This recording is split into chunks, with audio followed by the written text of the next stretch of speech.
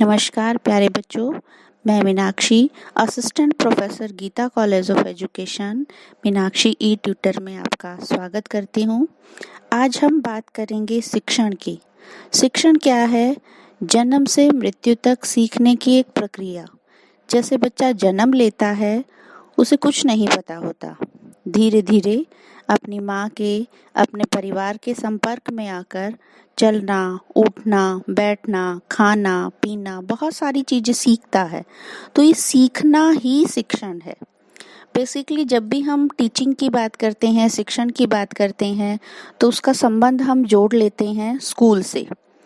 School में ही teaching होती है ऐसा माना जाता है, लेकिन वास्तव में शिक्षण एक इतना विस्तृत कार्य है कि जूते के फीते बांधने से शुरू होकर और मृत्यु शैया तक जब भी हम अपने अनुभव में कुछ न कुछ जोड़ते चले जाते हैं, वो शिक्षण है।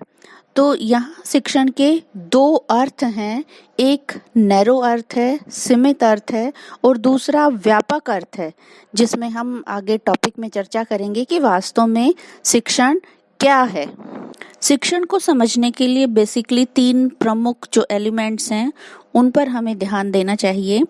वो 3 एलिमेंट्स क्या हैं? ध्यान, ज्ञान और लोगों को सीखने में संलग्न करने की क्षमता।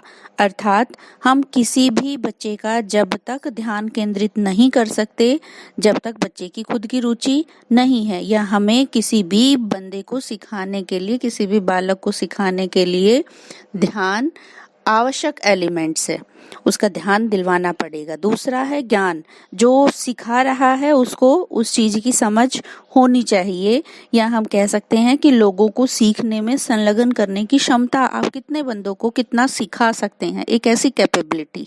बेसिकली जब हम शिक्षण की बात करते हैं तो अंग्रेजी में इसके लिए बहुत सारे शब्द होते हैं, जैसे शो करना, प्रेजेंट करना, पॉइंट आउट करना, जो कि रिप्रेजेंट करते हैं किसी को कुछ निर्देश देने का, किसी को कुछ ज्ञान देने का, किसी से अनुभव साझा करने का।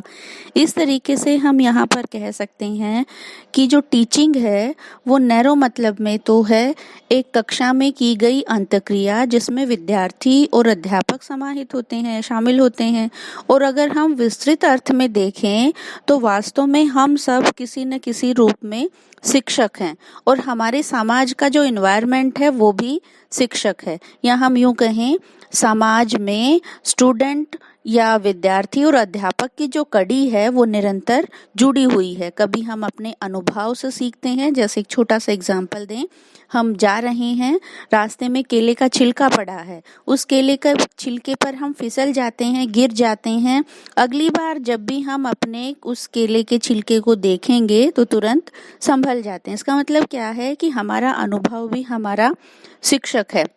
माता पिता से तो हम बहुत सारी चीजें सीख ही रहे हैं, स्कूल हमें सिखा रहा है, बेसिकली सोसाइटी हमें सिखा रही है कि व्यवहार के तरीके कौन से उत्तम है। तो यहाँ हम निष्कर्ष तौर पर क्या कह सकते हैं कि शिक्षण एक वातावरण तैयार करता है जिससे हमें अपने व्यवहार में कुछ परिवर्तन लाने की आवश्यकता पड़ती है, या हम कह सकते हैं समाज ही एक शिक्षक है और हम उसके विद्यार्थी हैं, या कई बार हम कह सकते हैं कि हम स्वयं के शिक्षक खुद हैं। बहुत सारी ऐसी परिस्थितियां होती हैं जिसमें डिसीजन हमें लेना होता है, और सही डिसीजन जब हम लेते हैं तो हम अपने लिए एक रोल मॉडल खुद ही क्रिएट हो जाते हैं। चूंकि शिक्षण एक विस्तृत शब्द है तो यहाँ उसके साथ बहुत सारे शब्द जुड़ जाते हैं, जैसे कंडीशनिंग, ट्रेनिंग, इंडोक्ट्रिनेशन या इंस्ट्रक्शन। बेसिकली हम इन सभी चीजों को नैरो मीनिंग में एक ही कंसेप्ट में इस्तेमाल करते हैं, लेकिन आज का जो हमारा टॉपिक होगा वो होगा कि शिक्षण के साथ इनका संबंध क्या है और इनमें एक नैरो डिफरेंस क्या है। तो शुरुआत करते हैं। जैसे हम शिक्षण बता ही चुके हैं कि शिक्षण एक ऐसी अंतक्रिया है जिसमें कक्षा से शुरू होकर और मृत्यु तक, या हम कह सकते हैं जन्म से शुरू होकर मृत्यु तक चलती रहती है, जिसमें कक्षा भी शामिल है, समाज भी शामिल है और हमारा परिवार भी शामिल है, और साथ साथ हम खुद अपने अनुभव को भी उसमें समाहित करते हैं। तो हमारा जो फर्स्ट टॉपिक है वो है प्रशिक्षण। प्रशिक्षण क्या है? किसी को किसी काम में दक्ष करवाने का ज्ञान देना। अर्थात किसी भी बच्चे को जब हम कोई काम करने में दक्षता हासिल करवाने की कोशिश करते हैं तो उसे प्रशिक्षण कहा जाता है। हम आपको बता दें कि जो टीचिंग है उसके 2 हायर लेवल हैं और 2 लो लेवल हैं। तो जब हम हायर लेवल की बात करते हैं तो हायर लेवल में काउंट होते हैं इंडोक्ट्रिनेशन और इंस्ट्रक्शन, और जब हम लो लेवल की बात करते हैं तो उसमें शामिल होते हैं ट्रेनिंग और कंडीशनिंग। तो यहाँ पे हमने बात की है प्रशिक्षण की। प्रशिक्षण क्या है? जैसे यहाँ आप नोट्स में उदाहरणों की सहायता से देख पा रहे हैं कि प्रशिक्षण में आप किसी भी काम को शामिल कर सकते हैं। जैसे एक बच्चा है, उसको आप ट्रेनिंग दे रहे हैं मिस्त्री बनने की, तो वो अच्छा मिस्त्री बन सकता है, कार मैकेनिक बन सकता है, या हम कह सकते हैं पेंटर बन सकता है। या एक बच्चे को नृत्य करना आता है लेकिन आप उसको ट्रेनिंग से अच्छा नृतक बना सकते हैं। तो ट्रेनिंग क्या है? जैसे आप इमेज में भी देख पा रहे हैं कि पहाड़ पर चढ़ने की यहाँ पर एक बच्चे को ट्रेनिंग दी जा रही। तो किसी को किसी काम में दक्ष बनाना ही ट्रेनिंग होता है। प्रशिक्षण जो है वो शिक्षण का एक महत्वपूर्ण अंश है और अनुबंधन से इसको ऊंचा माना जाता है। नेक्स्ट है कंडीशनिंग।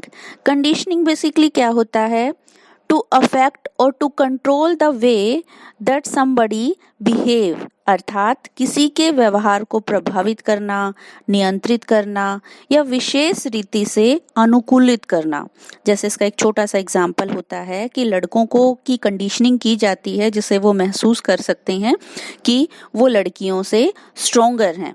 तो इसी तरीके से आपने बहुत सारे एग्जाम्पल साइको में भी पढ़े होंगे। जैसे कुत्ते का जो लार है वो एक कंडीशनिंग के थ्रू ही टपकना शुरू हो जाती है, आपने पावलोव की थ्योरी में पढ़ा होगा।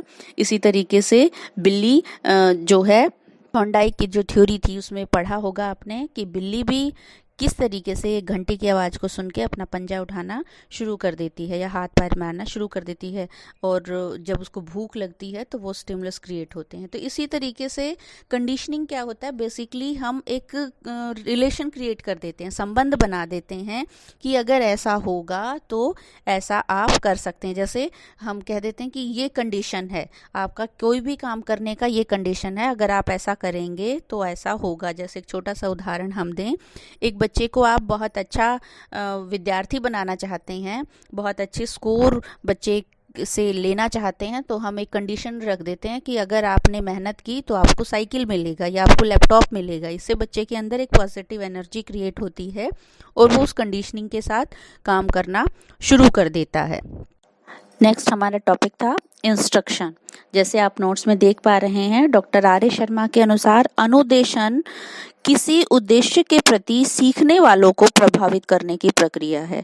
इसका एक छोटा सा उदाहरण हम आपको दें। जैसे आप रोड पर चल रहे हैं, आपको इंस्ट्रक्शन दी जाती है कि आप दाएं चलें, तेज चलें, या तीव्र ढलान है, गाड़ी धीरे चलाएं।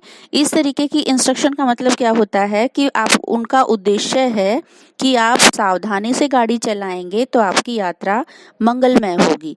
तो यहाँ किसी उद्देश्य के प्रति सीखने वालों को प्रभावित किया जाता है। तो वहाँ कोई भी हम अपना टारगेट रख देते हैं और उससे रिलेटेड इंस्ट्रक्शन दे देते हैं। जैसे आप स्विमिंग करना सीख रहे हैं तो आपको इंस्ट्रक्शन दी जाएगी, आगे गहरा पानी है तो आपको इस तरीके से अपनी बॉडी मूवमेंट करनी है, या कम पानी में इस तरीके से अपनी बॉडी मूवमेंट करनी है। तो वो आपके उद्देश्य को सरल बनाने के लिए आपको बेसिक सी चीजों की जानकारी दे रहे हैं। तो अनुदेशन क्या है? अनुदेशन बेसिकली शिक्षण की अवस्था में एक बड़ा कॉन्सेप्ट है, और अनुदेशन शिक्षण जो है एक बड़ा कंसेप्ट है और अनुदेशन उसका एक छोटा सा हिस्सा। अनुदेशन जहां व्यवहार के ज्ञानात्मक पक्ष से संबंधित रखता है, तो जो शिक्षण है वो भावात्मक पक्ष के साथ भी जुड़ जाता है और व्यक्तित्व के सामंजस्य के विकास में अपनी दृष्टि रखता है। यहाँ हम कह सकते हैं कि अनुदेशन या इंस्ट्रक्शन जो है वो एक बड़ा पार्ट है। और हमारा लास्ट पार्ट है इंडोक्ट्रिनेशन, प्रतिपादन। प्रतिपादन को बेसिकली हम ब्रेन वॉशिंग की जो प्रोसेस है, ब्रेन वॉशिंग का प्रोसेस भी कह सकते हैं। ब्रेन वॉशिंग क्यों कहा जाता है इसको? क्योंकि इसका मतलब क्या होता है कि हम एक विचार जो बच्चे के मन में है उस विचार को धो देते हैं या उस विचार को हटा देते हैं और नए विचारों का निरूपण करते हैं। जैसा हम पहले बता चुके हैं कि मनुष्य का जो व्यवहार है वो जंगली जानवरों के जैसा होता है, लेकिन उसे अगर हम ब्रेन वॉश नहीं करते या उसकी प्रवृत्तियों को दूर नहीं करते तो शायद उसके व्यवहार में जो बुरी टेंडेंसी है वो हावी होने की संभावना रहती है। जैसे हर इंसान के अंदर में गुस्सा, क्रोध या मोह माया, बुरी भावनाएं या जंगली जानवरों की जो टेंडेंसी है वो उसके अंदर होती है, लेकिन शिक्षा के माध्यम से उसे एक अच्छा व्यवहार में रूपांतरित किया जाता है। तो यहाँ प्रतिपादन का अर्थ क्या है? भली भांति समझाना या निष्पादन करना, मतलब नए ज्ञान को किसी के ब्रेन में डालना या उसके पुराने विचारों को धोकर नए विचारों का निरूपण करना ही प्रतिपादन। तो इस तरीके से हमने देखा कि शिक्षण जो है एक विस्तृत शब्द है और उससे जुड़े हुए बहुत सारे जो शब्द हैं जैसे अनुदेशन या कंडीशनिंग या इंस्ट्रक्शन या प्रतिपादन, तो बहुत सारे शब्द जो हैं उससे जुड़े हुए हैं जो उसके अर्थ को और भी विस्तृत बना देते हैं। तो आज के टॉपिक में बस इतना ही। Thank you.